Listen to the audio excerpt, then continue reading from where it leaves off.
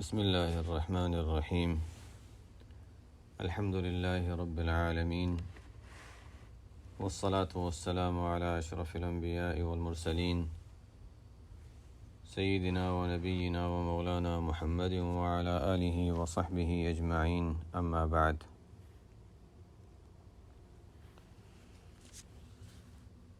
باب الإصلاح بين الناس. یہ ریاض الصالحین میں عنوان نمبر 31 ہے، باب الاصلاح بین الناس، لوگوں کے درمیان صلح کرانے کا بیان۔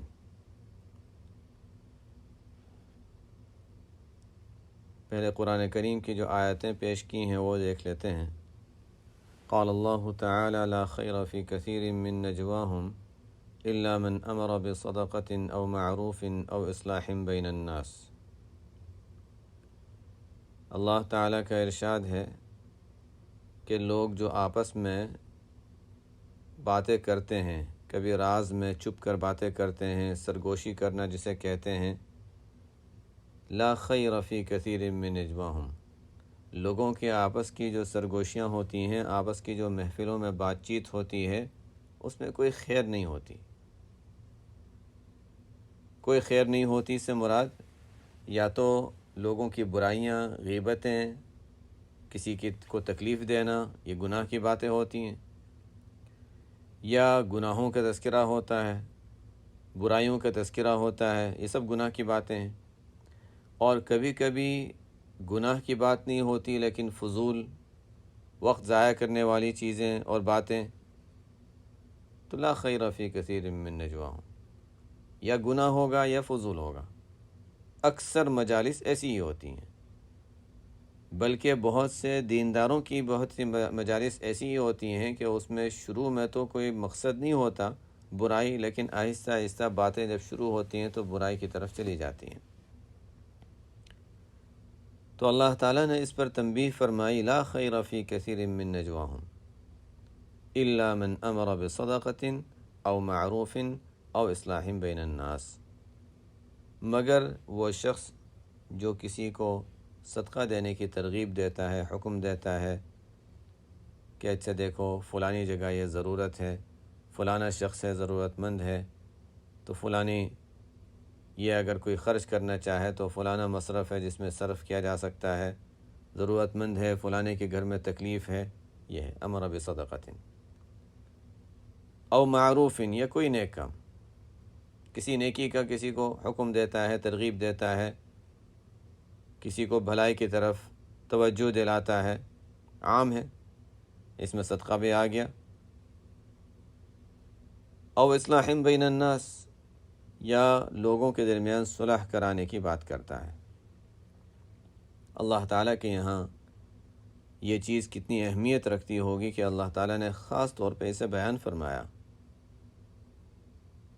حالانکہ معروف میں سب آ گیا، صدقہ بھی آ گیا، اصلاح بین الناس بھی آ گیا، لیکن ان دو چیزوں کو خاص اہمیت کی وجہ سے بیان فرمایا۔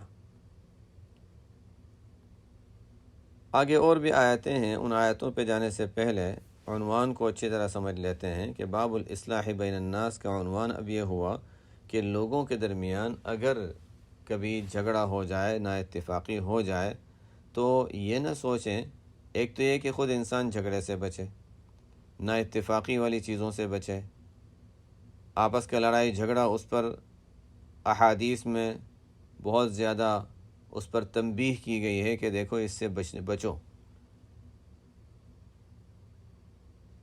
اس کا میں کچھ مختصر تذکرہ انشاءاللہ کر دوں گا۔ تو یہ عنوان اصل امام نووی نے جو قائم کیا ہے وہ یہ کہ دیکھو جھگڑوں سے تو بچنا ہے، اور جھگڑا بہت مضر چیز ہے، نقصان دہ چیز ہے۔ اگر کسی جگہ کسی مسلمانوں میں، بھائیوں میں آپس میں پتہ چلتا ہے کہ دیکھو یہ ان میں آپس میں جھگڑا ہے، چاہے وہ دینی بھائی ہوں یا حقیقی نسبی لحاظ سے بھائی ہوں، تو آپس کے تعلقات میں نا اتفاقی ہے، میاں بیوی ہیں جن میں تعلقات خراب ہیں، اگر اپنی جانب سے کوشش ہو سکتی ہے کہ ان میں صلح ہو جائے تو کر لیا کرو۔ یہ ترغیب ہے، عنوان ہی ہے اصلاح بین الناس۔ انسان یہ کہتا ہے کہ میرا کیا، وہ جانے ان کا گھر ہے، وہ جانے ان کا معاملہ ہے، ٹھیک ہے، ہمیں اس سے کوئی فائدہ، ہمیں صلح کرانے میں کچھ نہیں مل رہا، اللہ کی رضا تو مل رہی ہے، یہ سوچ کر کرنا ہے، چاہے ہمیں اس میں کچھ نہ ملے۔ آج کل تو یہ چونکہ بزنس پیسے بنانے کا یہی دور ہے اور یہی سوچ ہے، تو جہاں پر کوئی لائر ہے، وکیل ہے، تو وہ اپنے لحاظ سے اچھا اپنے جو جانب ہے اس کی طرفداری کی کوشش کرے گا، وہ تو پیسوں کے لیے کر رہا ہے۔ یہاں پر ہمیں جب وہ اتنی محنت کر رہا ہے دنیا کی چند کوڑیوں کی خاطر اور دنیا کی تھوڑی سی رقم کی خاطر، جو ظاہر ہے ہماری نظروں میں بہت اونچی چیز ہے، تو اللہ تعالیٰ فرماتے ہیں کہ اللہ کی رضا بھی تو کچھ ہے، آخرت کا اجر بھی تو کچھ ہے، اس کے لیے کچھ کر لو۔ تو یہاں پر اسی کی ترغیب دی گئی ہے کہ دیکھو اگر لڑائی جھگڑا ہے، نا اتفاقی ہے، کوشش کر لو، تھوڑا سا اگر نیچا ہونے کی ضرورت ہے، جھکنے کی ضرورت ہے، تھوڑا سا جھکنا بھی پڑے گا، جھک جاؤ، کوئی بات نہیں۔ لیکن بعض ایسے مواقع ہوتے ہیں کہ انسان کوشش کر لیتا ہے، جھک بھی جاتا ہے، لیکن سامنے والا دوسری جانب وہ کسی درجے میں جھکنے کے لیے تیار ہی نہ ہو، تو پھر وہاں صلح کے ظاہری اسباب منقطع ہو جاتے ہیں۔ انسان اپنی کوشش کر لے، ثواب مل جائے گا، اگر اس میں کامیاب ہو گیا تو بہت بہت بڑی فضیلت ہے، نہیں کامیاب ہوا تو کوشش کا ثواب تو مل ہی جائے گا۔ وقال تعالی والصلح خیر، اور اللہ تعالیٰ کا ارشاد ہے کہ صلح بہتر ہے، صلح بہتر ہے۔ یہ سورہ نساء کی آیت ہے، اس کو ہم ماقبل سے اگر دیکھیں، قرآن کریم کی آیتیں الفاظ میں تو بہت اختصار اور معنی میں بہت زیادہ عموم ہوتا ہے، جامعیت ہوتی ہے، تو الفاظ عام ہیں، والصلح خیر۔ کسی بھی جگہ کوئی معاملہ بگڑ جاتا ہے تو بجائے اس کے کہ ہم قاضی کے پاس جاتے ہیں، فیصلہ کراتے ہیں اور وہ کہتا ہے یہ کرنا پڑے گا، یہ تمہیں یہ کرنا پڑے گا، نہیں، دیکھو آپس میں صلح کر لو، کوئی مصالحت کر کے معاملہ طے کر لو۔ کیا ضروری ہے کہ تمہیں یہ بتایا جائے کہ نہیں تم پر یہ فرض ہے تبھی کریں اور واجب ہے تو کریں گے؟ اخلاق بھی تو کوئی چیز ہے، اسلام اخلاق بھی سکھاتا ہے، صلح کر لو۔ صلح کے لیے ظاہر ہے کہ صلح کے لیے انسان کو کچھ نہ کچھ چھوڑنا پڑتا ہے، کچھ نہ کچھ دینا پڑتا ہے۔ صلح اسی کو کہتے ہیں، یہ نہیں کہ مجھے میرا جتنا حق ہے وہ پورا ملے، سامنے والے کو جو ختم کرنا وہ کرے، اس پر میں صلح کر رہا ہوں، تو صلح یہ نہیں کہلاتی۔ صلح یہ ہے کہ انسان کو یہ میں اپنا کچھ چھوڑ رہا ہوں یا کچھ دے رہا ہوں اور سامنے والا کچھ چھوڑ رہا ہے، کچھ دے رہا ہے، یہ ہے صلح۔ بہرحال اصل میں یہ آیت جو ہے والصلح خیر، اس کا ہم آیت کا پیچھے سے ہم اگر اس کا حصہ دیکھیں اور آیت کی جو ابتدا ہے وہ میاں بیوی کے آپس کے تعلقات کے سلسلے میں ہے، اور سورہ نساء ہے، اس سلسلے میں کئی آیتیں قرآن کریم میں اور سورہ نساء میں ہیں۔ یہ جو آیت ہے وَإِنِ امْرَأَةٌ خَافَتْ مِنْ بَعْلِهَا نُشُوزًا أَوْ إِعْرَاضًا فَلَا جُنَاحَ عَلَيْهِمَا أَنْ يُصْلِحَا بَيْنَهُمَا صُلْحًا وَالصُّلْحُ خَيْرٌ۔ اگر کسی عورت کو یہ اندیشہ ہے کہ اب شوہر کو اس سے اب بے تعلقی ہو گئی ہے، شوہر کا اب اس کے ساتھ وہ تعلق نہیں رہا اور وہ اس کو رکھنا نہیں چاہتا، تو یہ نہیں کہ اچھا وہ نہیں چاہتا چھوڑ دو اس کو، وہ نہیں چاہتا تو چھوڑ دو، وہ طلاق دینا چاہ رہا ہے دے دے، کوشش تو کر لینا۔ وَإِنِ امْرَأَةٌ خَافَتْ مِنْ بَعْلِهَا نُشُوزًا أَوْ إِعْرَاضًا فَلَا جُنَاحَ عَلَيْهِمَا أَنْ يُصْلِحَا بَيْنَهُمَا صُلْحًا، تو کوئی حرج نہیں ہے، کوشش کر لینے میں کوئی نقصان نہیں ہے کہ انسان کوشش کر لے کہ صلح ہو جائے، وَالصُّلْحُ خَيْرٌ،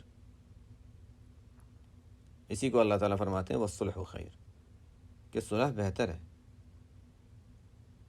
لیکن صلح کرنے میں رکاوٹیں بہت سی پیش آتی ہیں، انسان کو یہ بھی دیکھنے کی ضرورت ہے کہ وہ رکاوٹیں کیا ہیں جن کو دور کیا جائے۔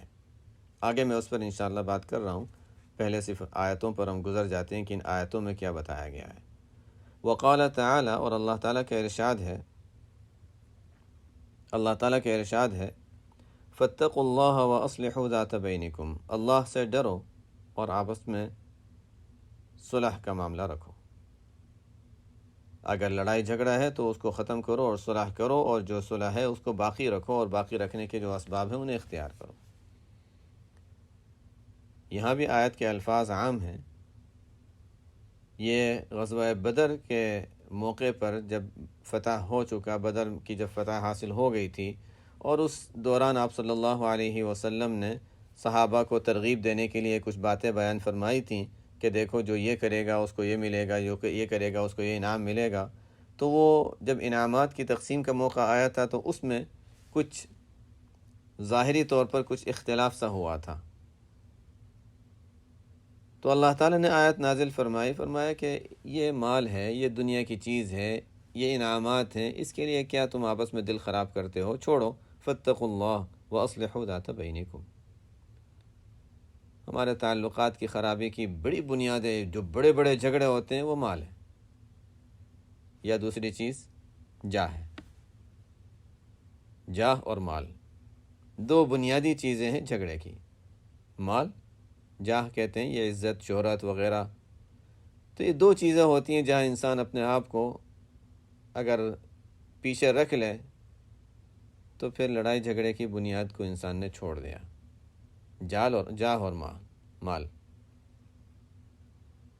کوئی عزت کا، کوئی شہرت کا، کوئی بڑا مقام ہے جہاں لوگ بڑی تعریف کریں گے، اس سے پیچھے رہ گیا تو بس پھر لڑائی کے جھگڑے کی بنیاد ختم ہو گئی، اور مال سے انسان پیچھے ہٹ گیا تو لڑائی جھگڑے کی بنیاد ختم ہو گئی۔ خاندان جو تباہ ہوتے ہیں، لڑائیاں ہوتی ہیں، اس میں کیا ہوتا ہے؟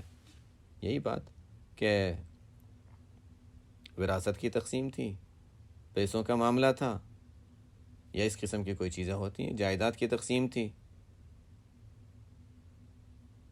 فاتقوا اللہ واصلحوا ذات بینکم۔ کوئی منصب تھا، بادشاہوں میں ہم دیکھتے ہیں، حکام میں ہم دیکھتے ہیں، پریزیڈنٹ جہاں ہوتے ہیں وہاں دیکھتے ہیں، کسی کی کوئی پرواہ نہیں ہوتی، مجھے یہ منصب مل جائے، اس کے لیے چاہے جس کو ہٹانا پڑے، جس کو گرانا پڑے، جس کو جو کرنا پڑے۔ یہ ہم حکام کی اگر ہم تاریخ پڑھیں اور دیکھیں، موجودہ حکام ہو یا گزشتہ حکام ہو، تو نظر آئے گا کہ ہاں واقعی یہ حب جاہ، منصب، مقام، اس کے لیے انسان کیا کچھ قربان کر دیتا ہے۔ نہ بڑوں کی بڑائی باقی رہتی ہے، نہ بڑوں کی عزت اور شہرت، نہ بڑوں کی عزت اور ان کے درجے کا خیال رکھا جاتا ہے۔ دعوے سب ہوں گے، تقوی، ہم تقوی پر عمل کرتے ہیں، ہمیں اللہ تعالیٰ کا خوف ہے، سب کچھ ہوگا، لیکن جہاں منصب جاتا ہے تو یہ کون ہوتا ہے مجھے کہنے والا؟ جہاں مال جاتا ہے مجھے اس کی کوئی پرواہ نہیں ہے، یعنی کسی کہنے والے کی پرواہ نہیں، مال ملنا چاہیے مجھے۔ یہ بنیاد ہے، یہی انسان کا امتحان ہوتا ہے، جہاں انسان پہچانا جاتا ہے کہ کتنا اپنی بات میں سچا ہے اور کہاں اپنی بات میں وہ جھوٹا ہے۔ صداقت جس کو کہا جاتا ہے، اس کا ظاہر ہے کہ صداقت کا امتحان بھی تو ہوتا ہے۔ صحابہ پر جب مشکل وقت آیا، آپ صلی اللہ علیہ وسلم کے سامنے شکایت کی کہ یا رسول اللہ بڑی مشکلات ہیں، بڑی تکلیفیں ہیں، کچھ دعا فرما دیجیے۔ اللہ تعالیٰ نے فرمایا الف لام میم احسب الناس ان یترکوا ان یقولوا آمنا وهم لا یفتنون۔ لوگوں کا خیال یہ ہے کہ صرف کہہ دیں گے آمنا اور آزمائش نہیں آئے گی، امتحان نہیں آئے گا۔ امتحان آئے گا، آزمائش آئے گی، اس میں پہچانے جائیں گے لوگ کہ کون مشکل وقت میں اللہ تعالیٰ کی اطاعت کرتا ہے اور احکام پر عمل کرتا ہے، اور کون مشکل وقت میں ان احکام کی خلاف ورزی کرتا ہے۔ یہی تو امتحان ہے۔ مٹی، پتھر، اس کے ساتھ سونا ملا ہوا ہوتا ہے، آگ میں گرم کرتے ہیں، گرم کرنے کے بعد سونا الگ ہو جاتا ہے، پتھر اور مٹی الگ ہو جاتا ہے۔ مشکل اوقات جب آتے ہیں اس وقت اللہ تعالیٰ یہ ظاہر فرما دیتے ہیں، اللہ تعالیٰ تو جانتے تھے کون کتنا سچا اور کتنا جھوٹا ہے، لیکن مشکل اوقات میں اللہ تعالیٰ ظاہر فرما دیتے ہیں اچھا کون کہاں کھڑا ہے۔ فاتقوا اللہ واصلحوا ذات بینکم۔ اللہ کا تقوی اختیار کرو، آپس کے معاملات میں صلح صفائی کا معاملہ رکھو۔ وقال تعالی انما المؤمنون اخوۃ فاصلحوا بین اخویکم۔ اللہ تعالیٰ کا ارشاد ہے کہ مؤمنین آپس میں بھائی ہیں، مؤمن آپس میں بھائی ہیں، فاصلحوا بین اخویکم، اپنے بھائیوں کے درمیان اصلاح کراؤ۔ یہ نہ سوچو کہ ان کا معاملہ ہے، ہمارا کیا دخل. نہیں، اگر پتہ چلا کہ آپس میں نا اتفاقی ہے، ہماری کوشش ہو سکتی ہے اور فائدے کی امید ہے، ضرور کوشش کرنی چاہیے. یہ تو خیر بعض بنیادی باتیں، اور اس سلسلے میں جو آیات ہیں ہم نے ان کا تذکرہ کیا.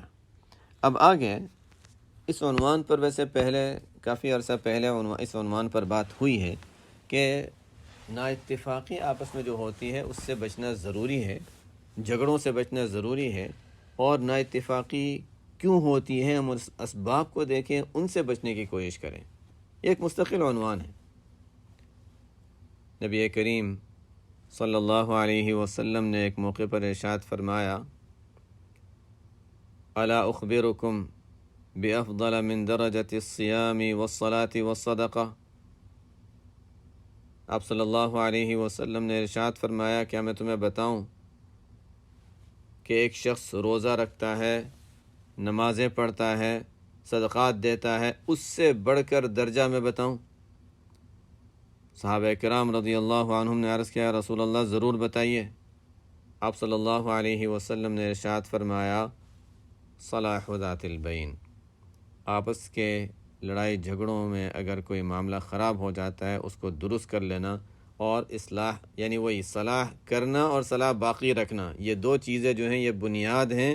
یہ روزے، زکوٰۃ، صدقات، روزے، نمازیں، ان سب کے درجات سے بھی بڑھ کر درجہ ہے کہ انسان اپنا دل صاف رکھے، معاملات صاف رکھے، لڑائی جھگڑے سے بچے، اور لڑائی جھگڑا ہو تو اس کو ختم کرے. دیکھنے میں کوئی عمل نظر نہیں آتا، ایک انسان سادہ زندگی گزار رہا ہے، لیکن کسی جھگڑے میں نہیں پڑتا، اور کوئی جھگڑا کرنا چاہتا ہے تو اس سے نکل جاتا ہے. ہم لوگوں نے دین کو اور دین کے بہت سے شعبوں کو غلط سمجھا ہے. ہم لوگوں نے تسبیح ہاتھ میں پکڑنے کو بزرگی سمجھ لیا، اور بعض خاص اعمال کو ہم نے سمجھ لیا کہ بس یہ اسلام ہے اور یہ دین ہے، اور یہ ہمارا اصل عابد بننے اور عبادت گزار بننے اور اللہ کا مقرب بننے کے لیے یہ بنیاد ہے. اور اس کی وجہ کیا ہوتی ہے؟ جہالت. ہم نے دین کو صحیح سیکھا نہیں، صحیح پڑھا نہیں، جو دیکھا بس وہی ہم نے سمجھا. تو اس لیے آپ صلی اللہ علیہ وسلم نے صحابہ کو اس طرح سمجھایا کہ دیکھو، افضل من درجۃ الصیام والصلاة والصدقہ. صحابہ نے عرض کیا، ضرور بتائیے یا رسول اللہ. تو آپ صلی اللہ علیہ وسلم نے ارشاد فرمایا، صلاح ذات البین. پھر آگے فرمایا وفساد فإن فساد ذات البین ہی الحالقہ. آپس کے لڑائی جھگڑے اور آپس کا نا اتفاقی یہ تو حالقہ ہے. حالقہ کے معنی مونڈنے والی چیز ہے، حلق کرنا. انسان جب اپنے بال حلق کر لیتا ہے، ریزر وغیرہ سے صاف کر لیتا ہے تو بالکل صاف ہو جاتے ہیں. تو آپ صلی اللہ علیہ وسلم نے فرمایا کہ آپس کے لڑائی جھگڑے جو ہیں یہ بھی مونڈنے والی اور حلق کرنے والی چیز ہے. دوسری حدیث میں آپ صلی اللہ علیہ وسلم کے ارشاد ملتا ہے کہ یہ بالوں کو نہیں، دین کو مونڈنے والی چیز ہے.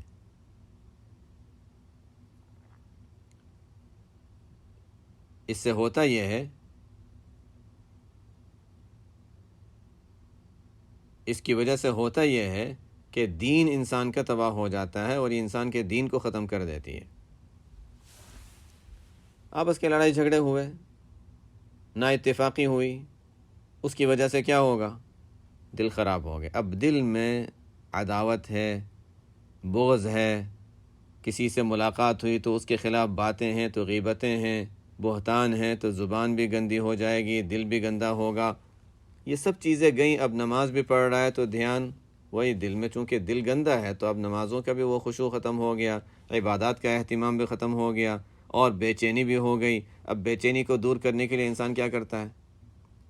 کسی اور گناہ میں مبتلا ہو جاتا ہے. اچھا چلو یہاں سکون حاصل، اپنے ان تکلیفوں کو بھولنے کے لیے چلو ٹھیک ہے، یہ کام کر لیتے ہیں، یہ کام کر لیتے ہیں، یہ کام کر لیتے ہیں. انسان سکون کا طالب ہوتا ہے. انسان کے اندر یہ طلب ہوتی ہے کہ مجھے سکون ملے، پریشانی نہ ہو. اور سکون اور پریشانی کا دور ہونا، سکون کا حاصل ہونا، پریشانی کا دور ہونا، اس کی بنیاد یہ ہے کہ انسان کو لڑائی جھگڑوں سے دور رہے۔ گناہوں کی وجہ سے ہوتی ہے پریشانی، بے سکونی، گناہوں کی وجہ سے انسان کو بے چینی بھی محسوس ہوتی ہے، دل میں عجیب سی تنگی بھی محسوس ہوتی ہے، انسان کو پتہ نہیں ہوتا کیوں ہو رہا ہے، لیکن ظاہری اسباب میں ایک بڑی چیز اور بڑا سبب جو ہے وہ آپس کے لڑائی جھگڑے، نا اتفاقی، عداوتیں، یہ چیزیں جو ہیں انسان کے سکون کو تباہ کر دیتی ہیں، اور اس کی وجہ سے انسان جن برائیوں میں مبتلا ہوتا ہے، جس کو کہتے ہیں شراب جو ہے وہ برائیوں کی جڑ ہے، ام الخبائث اس کو کہا گیا، تو اسی طرح لڑائی جھگڑا جو ہے وہ بہت سی برائیوں کی بنیاد ہے۔ اور ان لڑائی جھگڑوں میں بھی، نا اتفاقیوں میں بھی بڑی چیز جو ہوتی ہے وہ میاں بیوی کا لڑائی جھگڑا ہے۔ ایک حدیث میں آتا ہے کہ ابلیس اپنا تخت بچھاتا ہے، مفہوم ہے حدیث کا، اور وہاں سے وہ مختلف جماعتیں بھیجتا ہے، جاؤ اس علاقے میں تم جاؤ، یہاں تم جاؤ، یہاں تم جاؤ، دیکھو کیا کر سکتے ہو میرے لیے۔ اب وہ جو تمام جو جماعتیں اس کے ماتحت ہیں، وہ اس کو خوش کرنے کے لیے بڑے سے بڑا کوئی کام کرنا چاہتی ہیں، ایسا کام جس سے وہ خوش ہو جائے، ابلیس خوش ہو جائے۔ اب بعد میں جب وہ کام کر کے فارغ ہوتے ہیں اور آتے ہیں تو ابلیس کے سامنے کارگزاری سناتے ہیں، میں نے یہ کیا، فلانا کہتا ہے میں نے یہ کیا، میں نے یہ کیا۔ اب اس کی طرف سے ہاں ٹھیک ہے، کسی کو کہتا ہے نہیں کوئی بڑا کام نہیں کیا، فلانا کہتا ہے میں نے یہ کر دیا، یہ کر دیا، کوئی بڑا کام نہیں کیا، اس لیے کہ تم نے گناہ کروایا ہو، توبہ کر لے گا، ختم، تمہاری محنت تو ضائع ہو گئی، ٹھیک ہے کام کیا، اچھا کیا، لیکن کوئی بہت بڑا کام نہیں کیا۔ ایک آتا ہے کہتا ہے دیکھو میں فلانے کے پاس گیا اور اس کے دل میں ایسے خیالات ڈالے، ایسی برائیاں ڈالیں میاں کے شوہر کے دل میں اور بیوی کے دل میں، یہاں تک کہ میں نے چھوڑا ہی نہیں، یہاں تک کہ ان میں آپس میں تفریقی کرا دی میں نے۔ ابلیس کہتا ہے اچھا اتنا بڑا کام کیا، اس سے تو وہ اس کو گلے لگاتا ہے اور کہتا ہے تم نے کام کیا اصل۔ اور ہم یہ دیکھ رہے ہیں کہ یہ چیز تو عام ہے،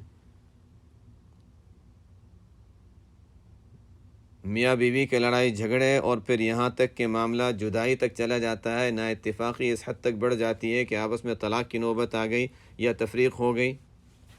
یہ کہاں سے آ رہا ہے؟ حدیث بتا رہی ہے کہ وہاں سے آ رہا ہے۔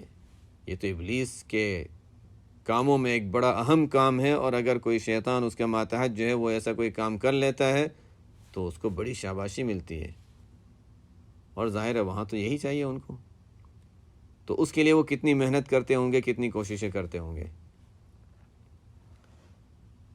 بہرحال ہمیں اپنے آپ کو ٹھیک کرنے کی ضرورت ہے، لڑائی جھگڑوں سے بچنے کے لیے خواہ ادھر ادھر کی سوچوں میں انسان نہ پڑے، خیالات میں نہ پڑے، برے خیالات آتے ہیں، نا اتفاقی خیالات ہوتے ہیں، انتقام لینے کا جذبہ پیدا ہوتا ہے، کسی سے دل میں برائی پیدا ہوتی ہے، اس کو ٹھیک کرنے کی کوشش کریں اور تعوذ پڑھتے رہیں، رب اعوذ بک من ہمزات الشیاطین واعوذ بک رب ان یحضرون۔ اعوذ باللہ من الشیطان الرجیم انسان پڑھ لے۔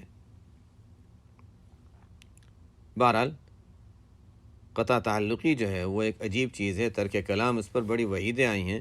اصل ہمیں اب آگے بات بہت لمبی بھی نہ چلی جائے، بہت دور نہ چلی جائے، اس لیے ہمیں بنیادی طور پر یہاں جو باب ہے وہ یہ ہے کہ آپس میں لڑائی جھگڑوں سے انسان بچتا رہے، اگر کہیں لڑائی جھگڑے ہیں تو اس میں انسان صلح کی کوشش کرے۔ اب دیکھنا یہ ہے کہ لڑائی جھگڑے کی بنیاد کیا ہے، کیوں ہوتے ہیں، ان اسباب کو ہم دیکھیں، اس لیے کہ بہت سے خاندانوں میں یہ چیزیں ہوتی ہیں، انسان خود اس سے محفوظ ہے تو جاننے والوں میں کوئی ہوگا جہاں یہ چیز ہوگی، اس کے اسباب کیا ہوتے ہیں اور اس کا حل کیا ہوتا ہے۔ پہلے بہت کسی زمانے میں، کچھ عرصہ پہلے، شاید بہت عرصہ پہلے ہوگا کہ اس پر تفصیلی بات ہوئی تھی، لیکن خیر آج چونکہ یہ عنوان ہے تو اس پر میں کچھ اختصار کے ساتھ بات کر لیتا ہوں، بہت مختصر، تاکہ بس یہ باتیں ذہن میں رہیں کہ ان چیزوں کو ہمیں دیکھنے کی ضرورت ہے۔ نا اتفاقی کیوں ہوتی ہے، اس کے مختلف اسباب ہیں۔ بڑا سبب اس میں ایک تو یہ ہوتا ہے کہ انسان اپنی غلطی پہچانتا نہیں اور پہچاننے کی کوشش بھی نہیں کرتا۔ کیوں غلطی نہیں پہچانتا؟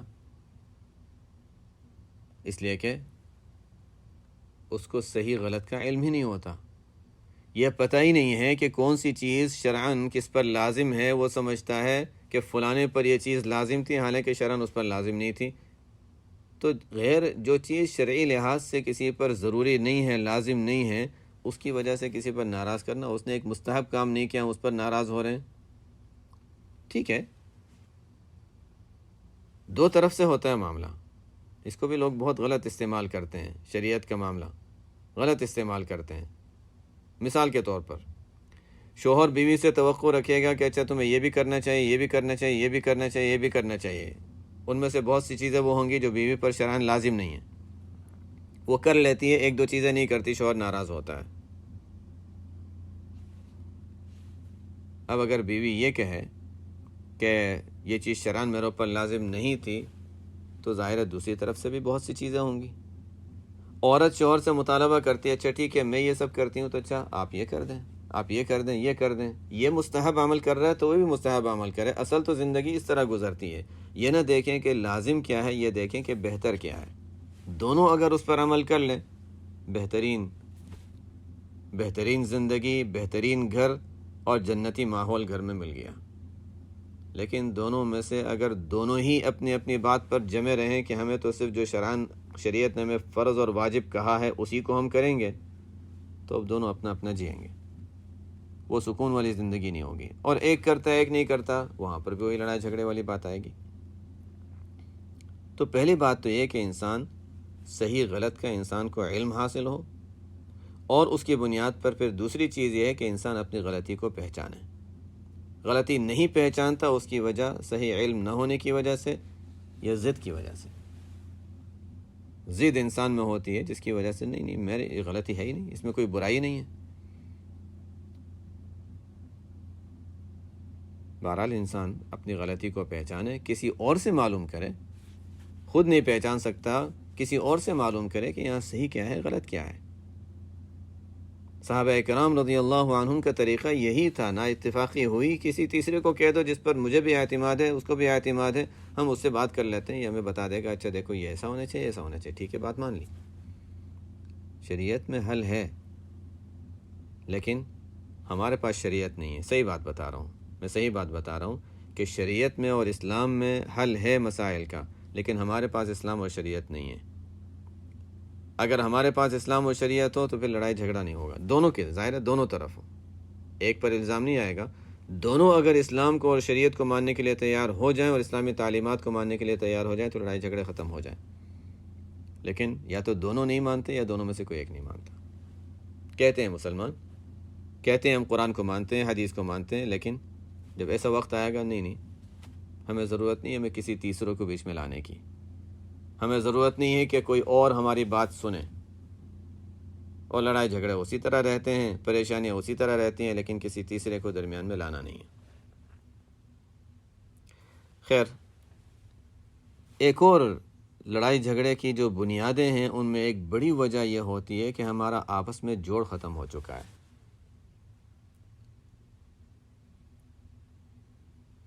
آپس میں جوڑ ختم ہو چکا ہے، ملنے کا اور ملاقات کرنے کا ہمارے پاس موقع نہیں ہے، وقت نہیں ہے، ہمارے پاس فرصت نہیں ہے کہ ہم ملیں، بات کریں، آپس میں بات کریں۔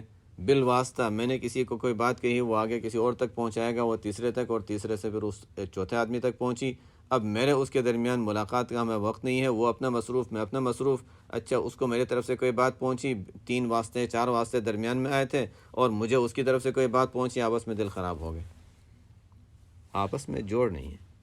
جب آپس میں جوڑ ہوتا ہے، بات چیت ہوتی ہے، تو اختلافات کی نوبت کم آتی ہے، آپس کے مسئلے آپس میں حل ہو جاتے ہیں۔ جب کسی اور کے ذریعے سے بات پہنچتی ہے تو وہ انداز بھی بدل جاتا ہے، الفاظ بھی بدل جاتے ہیں، اس میں کمی زیادتی بھی ہوتی ہے۔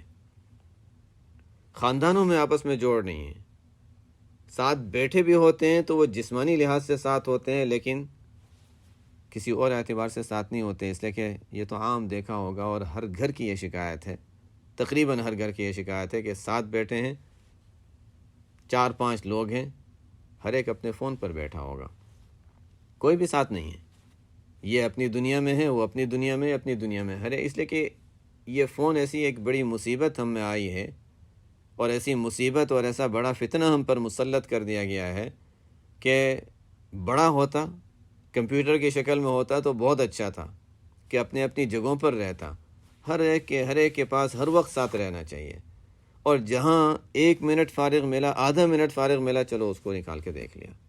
لوگ ساتھ بیٹھے ہوئے ہیں، اچھا مجھے فلانا کام ہے، فلانا کام ہے، فلانا کام ہے، فون پہ بیٹھے ہوئے ہیں۔ آپس میں اجتماعیت ختم ہو چکی ہے، اور اجتماعیت کے ختم ہونے کی بڑی وجہ یہ ہماری مصیبت اور فون ہے۔ آپس کا جوڑ نہیں رہا، اس لیے کہ جیسے میں نے بتایا، اور ہر شخص اس کو دیکھ ہی رہا ہے، یہ کہنے کی بات ہی نہیں، ہر ایک دیکھ رہا ہے کہ یہی ہوتا ہے کہ تھوڑی دیر بھی پورے 24 گھنٹے میں اگر آدھا گھنٹہ بھی، 1 گھنٹہ بھی اگر ساتھ بیٹھے ہیں تو 1 گھنٹے میں سے کتنا وقت ہے جس میں ہم ساتھ بیٹھے ہوں گے۔ خاندان بھی، اجنبی تو اجنبی، خاندانوں میں بھی آپس میں یہ اجتماعیت کی شکل ختم ہو گئی ہے۔ اور پھر فون کے جو دوسرے مسائل ہیں وہ اپنی جگہ ہیں، اس لیے کہ یہ حالات عام ہیں، فون کے مسائل مستقل ہیں جس پر بات کرنے کی ضرورت ہے۔ ہوتا کیا ہے کہ انسان فون میں ایک چیز میں مصروف ہے، دماغ اس کا وہاں لگا ہوا ہے، چاہے وہ کام کی بات ہو یا فضول ہو، کام میں لگا ہوا ہے۔ اب اس وقت اس کو کوئی فیملی کا کوئی فرد ہے، اس کا بھائی ہے، اس کا بچہ ہے، کوئی ہے، بیوی ہے، شوہر ہے، درمیان میں کوئی خلل انداز ہوتا ہے، اس کو غصہ آتا ہے کہ میری بات میں خلل ہے، جب میں ایک کام میں لگا ہوا تھا اور یہ فلانی چیز دیکھ رہا تھا اور اس نے خلل ڈال دیا، درمیان میں بار بار خلل ڈال رہا ہے۔ اب کسی سے اب دوسروں پر غصہ نکالنا، یہ چیزیں بھی عام ہیں۔ شاید اس لیے کہ میں جن سے بات کر رہا ہوں وہ سب ان حالات سے گزر ہی رہے ہوں گے، شاید بعض ایسے گھر ہوں گے جو اس سے خالی ہوں گے اور محفوظ ہوں گے، ورنہ ہر گھر میں، ہر خاندان میں یہ چیز عام ہوگی کہ فون کی مصیبت، اور اس کی وجہ سے غصے کی مصیبت۔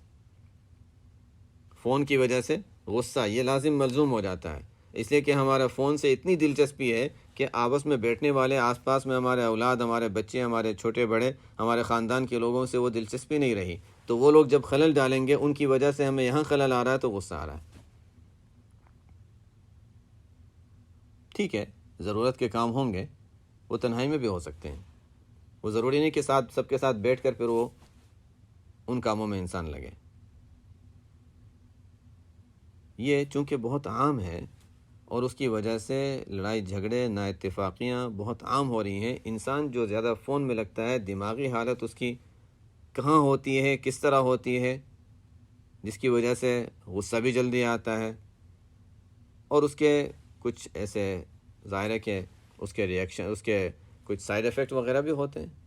بہرحال ان چیزوں پہ دھیان دینے کی ضرورت ہے، اور بچے بچپن ہی سے، جنہوں نے بچوں کو دیکھا ہے کھیلتے ہوئے، بچپن ہی میں ان کو شوق ہوتا ہے کہ فون نہیں تو فون کی طرح کی کوئی چیز مل جائے جس میں ہم اسی طرح کریں جیسے ہم نے ہمارے باپ کو، ہماری ماں کو دیکھا ہے۔ وہ بٹن دبائیں گے، میسج چھوڑیں گے، کوئی بھی نہیں، کھیلنے کا پلاسٹک کا کچھ ٹکڑا ہے، لیکن وہ اس پہ فون کر رہے ہیں، میسج کر رہے ہیں، بات کر رہے ہیں، اور اسی انداز سے جیسے اپنے بڑوں کو دیکھا۔ بس انتظار ہے کہ ان کا وقت آئے جب ماں باپ اجازت دیں کہ فون مل جائے، اور بس پوری طرح وہ فون میں گھس جائیں۔ پہلے سے ہم نے اس کو تیار کیا ہوا ہے۔ صحابہ کرام کے بارے میں اللہ تعالیٰ نے جو فرمایا، اور آیت کی تفسیر میں تو خیر بہت تفصیلات ہیں، یکاد زیتها یضیء ولو لم تمسسه نار، وہ صحابہ ایسے تھے کہ فوراً، اور ایک مسلمان کو اللہ تعالیٰ نے، جو ایمان والا ہوتا ہے، صحیح ایمان والا، اس کو اللہ نے ایسا بنایا کہ اللہ تعالیٰ کی کا کوئی حکم پہنچے اور فوراً قبول کرنے کے لیے تیار۔ صحابہ کی شان ایسی ہی تھی کہ اچھا حکم آیا اور فوراً تیار، شراب کا حکم آیا اور فوراً راستوں میں، گلیوں میں بہنے لگی۔ ہم نے اسی طرح ہمارے بچوں کی، چھوٹوں کی تربیت ایسی ہی کی ہے کہ اچھا جیسے ہی ہاتھ میں فون آئے اور پوری طرح وہ تیار ہیں اس میں پوری طرح داخل ہونے کے لیے، اس لیے کہ پہلے سے بچپن ہی سے وہ 2 سال کی عمر، 3 سال کی عمر کے ہیں، تبھی سے انہوں نے ہاتھ میں فون رکھنے شروع کر دیا ہے۔ وجہ کیا ہے کہ بڑوں کو یہ دیکھا، پورا دن ماں کو اسی کام میں دیکھا کہ وہ پکا بھی رہی ہوگی تو فون پہ ہوگی، بیٹھی ہوگی تو فون پہ ہوگی، کوئی کام کر رہی ہوگی تو فون پہ ہوگی، ہر وقت اسی طرح دیکھا، اور باپ جب گھر میں آتا ہے اس کو بھی اسی طرح دیکھا۔ میں صرف کہہ رہا ہوں، لیکن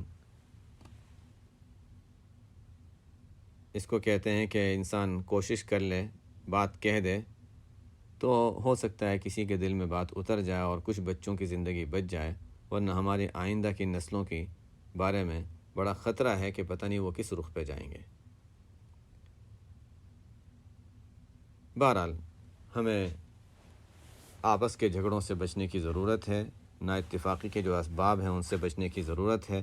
اگر کسی جگہ کوئی نا اتفاقی کو کوئی بات پیش آ جاتی ہے تو اسلام یہی سکھاتا ہے کہ کسی تیسرے شخص کو، جسے دونوں منتخب کر لیں، دیکھو یہ فلانا ہے، میرے لحاظ سے وہ معتبر، اس کے لحاظ سے وہ معتبر ہے، ٹھیک ہے، اس کے سامنے ہم اپنی بات رکھ دیتے ہیں اور جو وہ فیصلہ کرے اس کے مطابق ہم دونوں عمل کر لیں، تاکہ اس کے مطابق عمل کر کے ہم اپنی زندگی اچھی بنا سکیں اور لڑائی جھگڑے ختم ہو جائیں۔ لڑائی جھگڑوں کے اسباب پر انسان غور کرے اور خواہ ادھر ادھر کی شکایتیں، برائیوں وغیرہ میں مبتلا نہ ہو۔ جھگڑوں کے اسباب سے انسان بچتا رہے، زائد توقعات نہ رکھے کہ اچھا مجھے یہ امید تھی کہ یہ کرے گا۔ امید کیوں تھی؟ اس کے ذمہ لازم تھا کیا؟ نہیں تھا، نہیں کیا۔ وہ امید کیوں تھی؟ یا بتا دو اس کو کہ اچھا ٹھیک ہے میں آپ سے یہ چاہتا ہوں کہ اس طرح ہو۔ اب دل میں یہ امید تھی کہ اچھا یہ ایسا کرے گا اور اس نے ایسا نہیں کیا، اس کو ذہن میں بھی نہیں آیا تھا، اپنی مصروفیات کی وجہ سے اس کے ذہن میں بھی نہیں آیا، فلانا کام ہوا مجھے کسی نے نہیں بتایا۔ یہ توقعات کی بات ہے، جہالت کی بات ہے اور توقعات کی بات ہے۔ خواہ انسان اپنے دل میں توقعات رکھے کہ میرے ساتھ ایسا نہیں ہوا، میں نے امید رکھی تھی کہ یہ ہوگا اور میرے ساتھ یہ ہوگا۔ امید نہیں، ٹھیک ہے، سامنے والے کی طرف سے ہم نے توقع رکھی تھی، اس کو ہماری توقع پوری نہیں ہوئی، لیکن ہم نے اس سے تذکرہ کیا، ہم نے اس کو بتایا کہ ہمارے دل میں یہ توقع ہے، تو ٹھیک ہے، وہ یاد بھی رکھے۔ اس کو پتہ بھی نہیں ہم توقعات لے کر بیٹھے ہوئے ہیں۔ یہ بڑی جھگڑوں کی بنیادوں میں سے ایک بڑی بنیاد توقعات ہیں، جس کا انسان ذہن میں ایک بات لے کر بیٹھا ہوتا ہے۔ ہماری خوشی کا موقع آیا، فلاں نے ہمیں مبارکباد بھی نہیں دی، چلو مبارکباد دے دی، لیکن اس نے ہمیں صرف ویسے ہی میسج کر دیا تھا مبارکباد کا، فون بھی نہیں کیا۔ ہر ایک کے اپنے توقعات ہوتی ہیں نا۔ یا فلاں نے صرف ایک مرتبہ فون کیا، صرف ایک مرتبہ فون کرنے سے کیا ہوتا ہے؟ یہ ہر ایک کے ایسے چیزیں ہیں جو ہر ایک ذہن میں لے کر بیٹھا ہوا ہے، توقعات، اور وہ توقعات پوری نہیں ہوتی۔ ہر ایک کے اپنے سوچ کے لحاظ سے وہ توقعات ہوتی ہیں، وہ پوری نہیں ہوتی، اس کی بنیاد پر لڑائی جھگڑے ہوتے ہیں۔ ہمیں ان چیزوں میں اب جاہلیت سے نکل کر اسلام میں آنے کی ضرورت ہے۔ ہمیں ان تمام چیزوں میں جاہلیت سے نکل کر اسلام میں آنے کی ضرورت ہے۔ ہم نے جب کلمہ پڑھا ہے تو اپنے آپ کو ہم مسلمان کہتے ہیں، تو پھر اسلام میں داخل ہونا، پورا اسلام میں داخل ہونے کی ضرورت ہے۔ ان چیزوں کو چھوڑیں، توقعات کو چھوڑیں، یہ دیکھیں کہ اچھا اسلام ہمیں کیا کہتا ہے، اور یہ خواہ اپنے ذہن میں جو ہم نے ایک بات بٹھائی ہوئی ہے کہ ایسا ہونا چاہیے تھا، ایسا ہونا چاہیے تھا اور ایسا نہیں ہوا، ان چیزوں کو چھوڑیں۔ اسلام ہمیں کیا کہتا ہے؟ اسلام کہتا ہے دیکھو آپس کے دل خراب ہوں، لڑائی جھگڑے ہوں، ان سے بچنا پہلا نمبر ہے۔ توقعات تم نے ذہن میں سوچا ہوا تھا وہ باہر کی چیزیں، ان کو رہنے دو۔ بہرحال یہ جیسے آپ صلی اللہ علیہ وسلم نے فرمایا، الحالقہ، یہ دین کو مونڈنے والی چیز ہے، اس سے انسان کا دین تباہ ہو جاتا ہے، تو اس لیے ان چیزوں میں بہت زیادہ احتیاط کی ضرورت ہے، اپنے آپ کو بچانے کی ضرورت ہے۔ اللہ تعالی ہمیں بھی لڑائی جھگڑوں سے بچنے کی، بچے رہنے کی توفیق عطا فرمائے، اور آپس میں دلوں کو صاف رکھنے کی اللہ تعالیٰ توفیق عطا فرمائے۔ دلوں کا صاف رکھنا یہ انبیاء علیہ السلام کا طریقہ ہے، اور آپ صلی اللہ علیہ وسلم نے اس کی بڑی ترغیب دی ہے، انسان اپنے دل صاف رکھے۔ اب ابراہیم علیہ السلام کا جہاں ذکر آتا ہے الا من اتى اللہ بقلب سلیم، جو اللہ تعالیٰ کے پاس صاف دل لے کر جائے تو اس کے لیے کامیابی ہے۔ تو وہ صاف دل کب ہوگا؟ جب دل میں اس طرح کی باتیں بھری ہوں گی، آپس کی نا اتفاقیں اور عداوتیں بھری ہوں گی۔